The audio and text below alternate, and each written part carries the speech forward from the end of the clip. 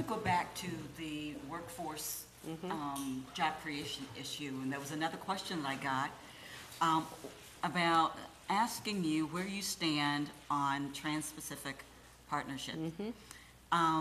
The writer said that other trade deals have actually resulted in jobs going overseas.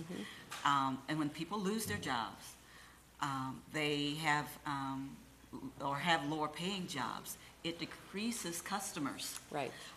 So what's your stand, Right. and what would you do to ensure that jobs are, staying in the country? Well, this is obviously a very hot topic right now because a procedural vote is proceeding in the Senate.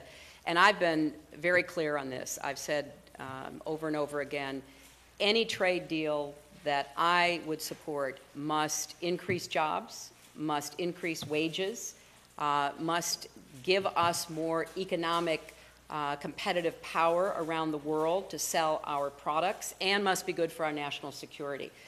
And there are questions being raised about this current agreement. It hasn't been fully negotiated yet, so I don't know what the final provisions are yet. But it needs to be very strong on health and environmental rules. It needs to try to address, either directly or indirectly, the manipulation of currency by countries that would be trading partners, and begin to try to rein that in, because that's been a big source of us not being as competitive as we want to be.